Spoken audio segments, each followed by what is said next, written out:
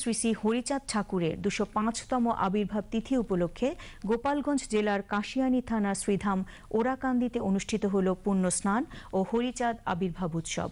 হরিচাঁদ ঠাকুরের লক্ষ লক্ষ অনুসারী ডঙ্কা কাশি বাজিয়ে লাল নিশান উড়িয়ে এই উৎসবে অংশগ্রহণ করেন। সঞ্জয় বিশ্বাসের রিপোর্ট।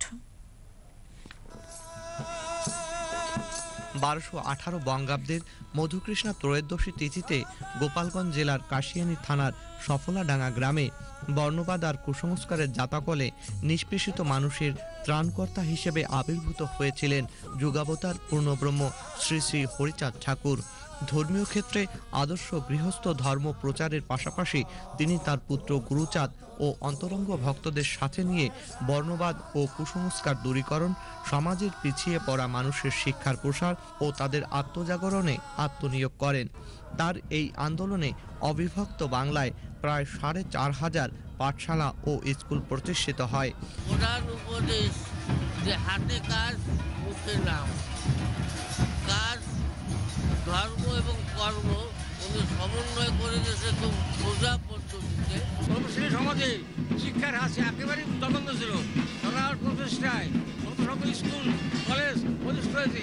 হরিচাঁদ ঠাকুরের ভক্তদের মতুয়া বলে আখ্যায়িত করা হয়।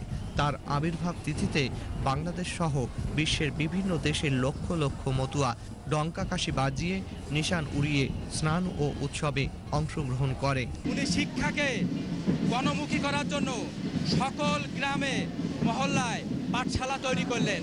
নারী আন্দোলন, নারী মুক্তির জন্য তিনি কাজ করে গেছেন যে মানুষ হয়ে সকলে যাতে সমান অধিকার পায়। ঠাকুর এমন এক বাণী প্রচার করে গেছেন যাতে জাতপাতের কোনো বিচার নেই। স্বদেশ প্রেমকে প্রধান ধর্মীয় আদর্শ মনে করে মতুয়ারা। তাই প্রতিটি মতুয়া দলের অগ্রভাগে স্থান পায় দেশের জাতীয় পতাকা। প্রত্যেকটা দল দেখবেন তাদের সামনে জাতীয় পতাকা নিয়ে আসছে। ১৯৭১ সালেও এমনি মতন মুক্তিযুদ্ধের প্রথম যে ক্যাম্পটা হয়েছিল ফরিদপুরের, এটাই ওরাকান্দি প্রতিষ্ঠিত হয়েছিল। ঠাকুরের অসাম্প্রদায়িক চেতনার প্রতিফলন ঘটেছে তার আবির্ভাব উৎসবে। প্রতি বছরের ন্যায় সূর্যোদয়ের পূর্ব মুহূর্তে ৩ কোটি মিয়ার দলের স্নানে অংশগ্রহণের মধ্যে দিয়ে উৎসবের সূচনা করা হয়। অকামনা প্রেমভক্তির দর্শন নিয়ে শ্রীধাম ওরাকান্দিতে জড়ো হয়েছে লাখো ভক্ত। তাদের উচ্চস্বরে হরিনাম কীর্তনে যেন আকাশে বাতাসে ধ্বনিত হচ্ছে বিশ্ব শান্তির বার্তা। শ্রীধাম ওরাকান্দি থেকে সঞ্জয় বিশ্বাস, বাংলাদেশ টেলিভিশন।